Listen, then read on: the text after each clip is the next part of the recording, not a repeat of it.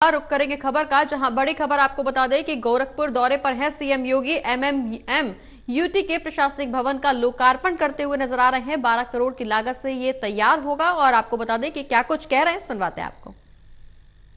लोक कल्याण में कैसे किया जा सकता है, आप जैसे सुधीजनों को इसके बारे में बहुत बताने की आवश्यकता नहीं है। आज जब हम लोग देशों की या प्रदेशों की रैंकिंग की बात करते हैं तो वह दो महत्वपूर्ण पहलू उसमें आती है। एक, अगर जब हम प्रदेश के अंदर निवेश की संभावनाओं की स्थिति क्या है, ईज ऑफ डूइंग बिजनेस की स्थिति क्या है, और इसको आगे बढ़ाने में, अपनी रैंकिंग को सुधार करने में हम कैसे सफल हो सकते हैं।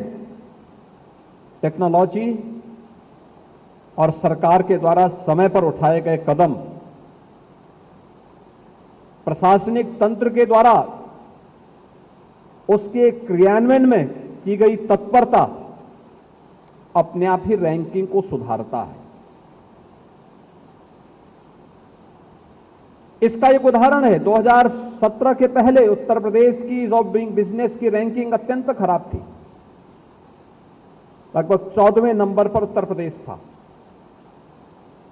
हमने रिफॉर्म किए, सिंगल विंडो पोर्टल बना करके निवेश मित्र के माध्यम से टेक्नोलॉजी को अपनाया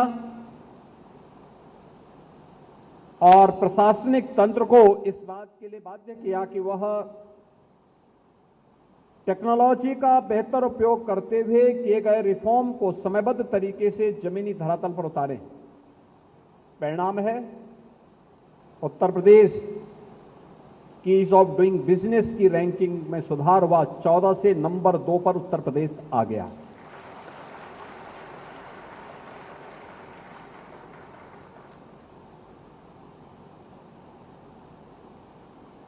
सरकार की योजनाओं को सही मायने में जमीनी धरातल पर उतारने में हमें कितनी सफलता प्राप्त हो रही है। ईज ऑफ लिविंग, उस व्यक्ति को शासन की योजनाएं प्राप्त हो रही कि नहीं हो रही हैं। टेक्नोलॉजी ने इस कार्य को बहुत आसान किया है। याद करिए, जब प्रधानमंत्री मोदी जी ने 2014 में सत्ता संभालने के उपरांत हर गरीब का अकाउंट जनधन अकाउंट के माध्यम से खोलना प्रारंभ किया था, बहुत सारे लोग उस समय इसकी खिल्ली उड़ाते थे कि खाली अकाउंट खोल करके गरीबों का अपमान किया जा रहा है। इस प्रकार की टिप्पणी करके वह सरकार को कटघरे में खड़ा करने का प्रयास कर रहे थे, लेकिन उन्हें नहीं मालूम था कि इसकी अगली कड़ी क्या है। और उसके उपरांत जब प्रधानमंत्री मोदी जी ने सभी प्रकार के लेन देन, एक गरीब का हो,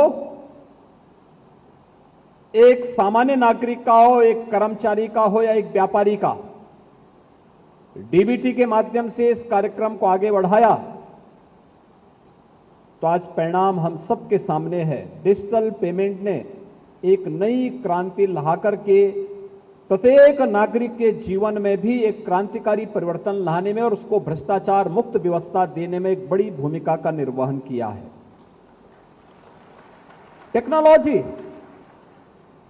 डिजिटल इंडिया के प्रधानमंत्री जी के इस विजन को आगे बढ़ाने की दृष्टि से हो या फिर अपने युवा शक्ति को दुनिया के अंदर, संजोग से भारत सबसे युवा देश है, यानी दुनिया के अंदर किसी एक देश में सबसे अधिक युवा निवास करते हैं, तो वह सौभाग्य से भारत है, और भारत में कोई प्रदेश है जिसके पास सबसे बड़ी युवा ताकत है, वह उत्तर प्रदेश है।